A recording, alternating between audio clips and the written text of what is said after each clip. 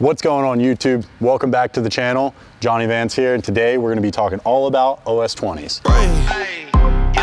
Okay, let it be known. I'm working hard when I ain't on the phone. This ain't a home, this ain't a phone. Grind never stopping, I'm keeping it cold. Unlocking the door with the holy key. You supposed to be this close to me, and hopefully you understand G.O.D. Maybe this cold and I'm talking like no degrees.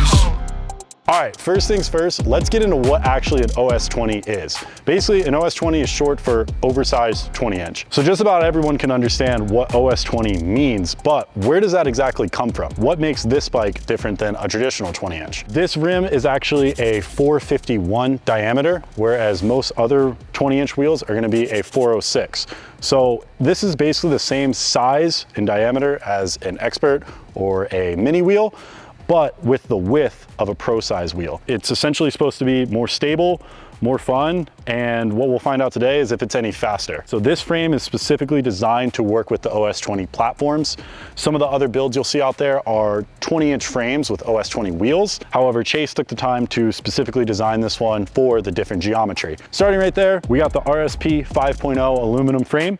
Moving over to the front, a lot of 11 components, top load stem, chromoly fork, with an XLC hub group. So pretty basic stuff right there. Coming over to the midsection, we got some Saint cranks. I believe we're on like a 4216 rollout with a 6.0 OS20 tire, some 175 cranks. This rollout should work out to be about like 54.8. So a little bit on the harder side, especially for a smaller track here, but it's pretty close to standard gear that I run. Along with that, we also got a nice set of Shimano SLX hydraulic brakes and an XLC disc brake hub in the rear. So honestly, this build is pretty tricked out, and yeah, I'm super excited to try out the OS20. I've never really ridden one before. We're gonna start off with some gates. We're gonna ride the track, kind of compare the times, and get a baseline of, is the OS20 faster? Is it more fun? Is it gooder? Let's go. First things first, you know me. Sir.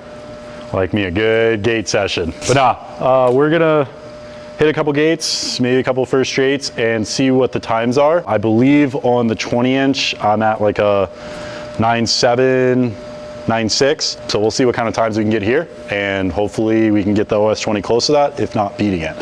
Well, we'll be faster. The world patiently awaits. No matter how fast it is out of the gate, he will still get past in the corner. Not with these bigger wheels.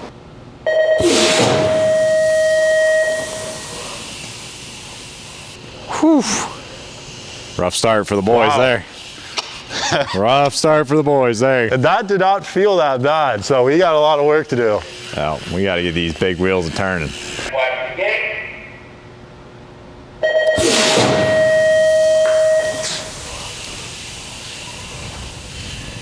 Whew, now we're cooking. We're getting somewhere.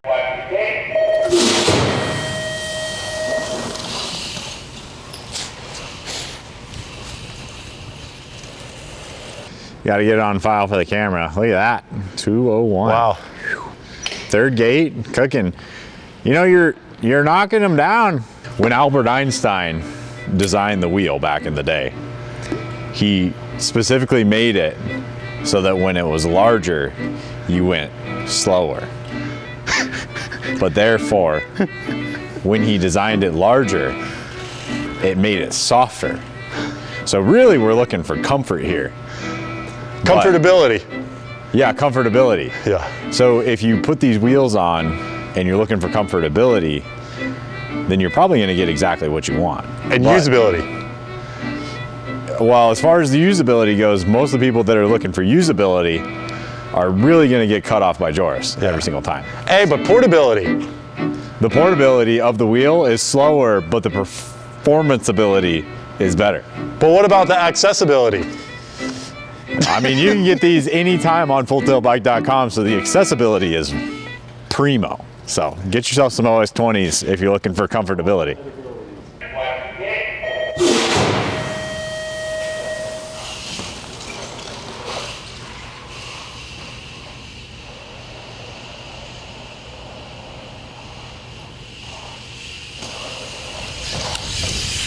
Wow. Ooh, too flat. Bro. It's getting faster. Dang. Somebody just needs like, If I don't know, like one shot. a couple gates. A couple gates and I mean, if we give it more than one session, I think you can make it work. Yeah, that's crazy. That's like USA BMX homepage material right there. Yes, that time is. Shout out. That is like 5th in a moto. Yes, sir. Getting cut off in elite. Yep. It's pretty quick, but not good enough for the boys. Nope. This is a chase. Oh, it's a chase. With Oh, the yes, same the chase. cranks. That extra spindle length is slowing you down. That's what it is. Well, I figured on par with the build, we've got extra diameter, 451. We'll go bigger Q factor. Yes. You know what they say about big Q factors. Big socks.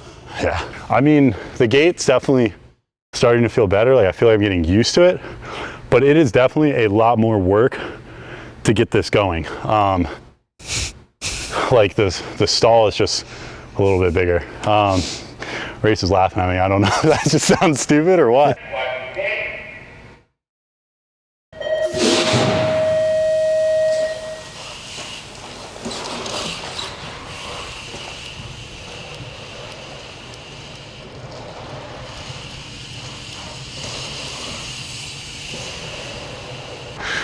.201, a little bit of consistency, I guess.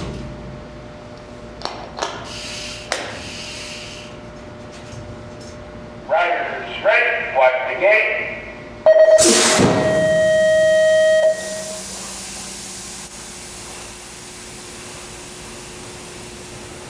.201, Mr. Consistency. We still got that 2 flat. I'm happy about that. I'm happy about the 2 flat. Because the first one I did was freaking 207. I was a little concerned, but yeah, I'd say that's good for gates. Kind of got a good idea of what's going on. Science would say easier on the back. What'd you say? Science would say easier on the back. Like lower back? Yep.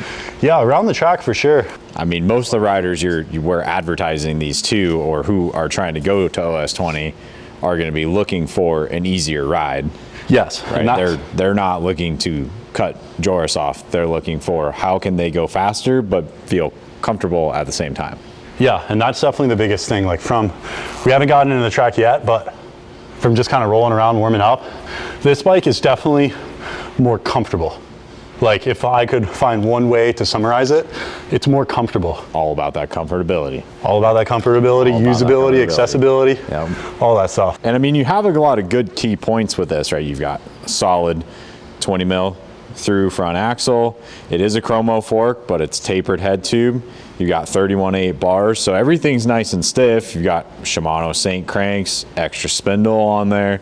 So I mean, you're able to generate, you know, I would say a really close amount of power to what you normally do. You just have a few more rotations to worry about, but we should really test how that is on the track, because at this point, you know, we kind of know bigger wheels going to be harder to get going out of the gate, but where does the OS20 prevail?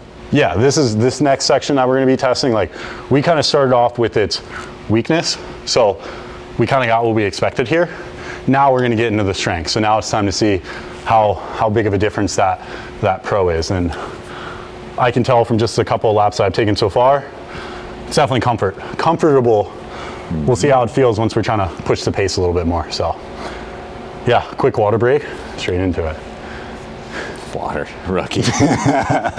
Real quick, before we get into track work, I mean, we're checking out the bike. Check this thing out. New Formula S. Look at that blue. What do you think? I think it's absolutely astonishing that this is your 3rd helmet within 365 days and you were retired for half of them. That is very true. But concussions are no joke. That's why I'm so grateful to have this Formula S carbon fiber shell. This thing is truly top tier. And yeah, for someone like me, I definitely need the protection. We spent a lot of time on the ground last year. This thing even has an app, like you can plug it in and do all kinds of crazy stuff with that. It's got a feature where it will tell you, it like takes telemetry data and will tell you if you need to replace that. And that is definitely a feature that I'm going to need, because it's basically gonna say, hey dummy, you need a new helmet. So Formula S is sick. Can't thank those guys over at Fly Racing enough. Shout out to Ray. This thing's sick and yeah, matches the kit really well. always packing protection. Always packing protection. let's go put this protection to use. All right. Well, actually, no. Let's wear it, not put it to use. Yeah. We're protected, but we're not going to use the protection. Yeah. See. Also, got to give a shout out to these guys, Rum River BMX, probably the sickest indoor track in the country. New rebuild for 2025. That's the year that we're in, right? New rebuild for the year. Track looks sick. It's riding really well, and yeah, can't thank the guys and gals out of Rum River BMX for everything that they do for the Minnesota community. Definitely grateful to have you guys, and it's a super sick place to ride. So let's put this track to use and do some track work. Let's ride. Let's ride.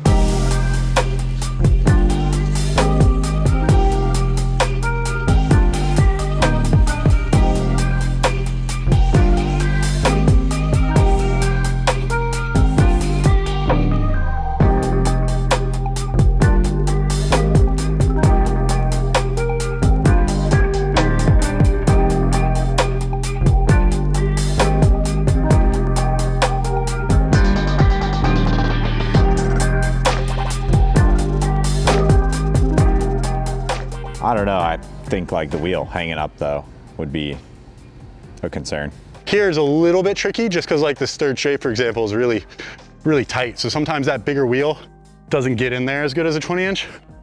But needless to say, this thing does feel really good on the track. Like just kind of cruising 80%, not really pushing too hard. It's really, really smooth. Probably just need some time to adjust, but right now, like when I try to push a little bit harder, let's say like that 95%, that's when it kind of lacks a little bit. But I mean, we're splitting hairs here, getting a little nitpicky. Too many. I think we just need to ride better. Yeah, right? pretty much. Yeah. So in theory, does big equal fast? There's some people that have that theory. Only time will tell. Yeah, only time will tell. So make sure you let us know in the comments, in your opinion, does big equal fast, or does fast equal big? Big squared. Too big. Too big to be slow. Let us know.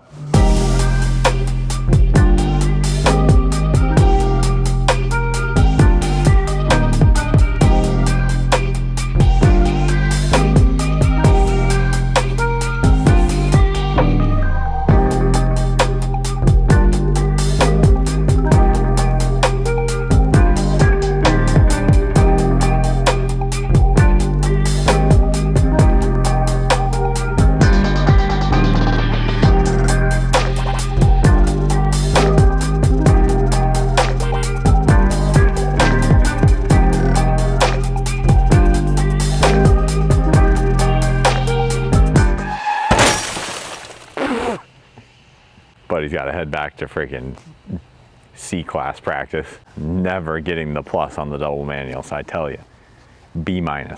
All in all, I think the OS20 is quite the interesting platform. It kind of finds itself in this weird space between being a cruiser and a 20-inch. From our testing and just comparing apples to apples, the OS20 is not as fast as a traditional 20-inch. The 20-inch is a little bit more aggressive, it's more responsive, it's easier to get going out of the gate, and those small milliseconds really matter when you're at those ultra competitive age groups and classifications. With that being said, if you're someone who's trying to reach the pinnacle of the sport, the OS20 platform is not for you, and it's just gonna put you at that slight competitive disadvantage. I do think this test was really interesting, as I never really got a chance to play with the OS20 myself. I do think it would be a good idea to revisit the OS20 at a later date when we aren't dealing with this brutal Minnesota winter, and we can actually get this bike outside and on some higher speed tracks. Riding it at an indoor does put the OS20 at a bit of a disadvantage, as that track's going to favor more responsive and nimble feeling bikes, aka a traditional 20-inch. If you'd like to see a part 2 to this video where we take the OS20 outside and give it another go,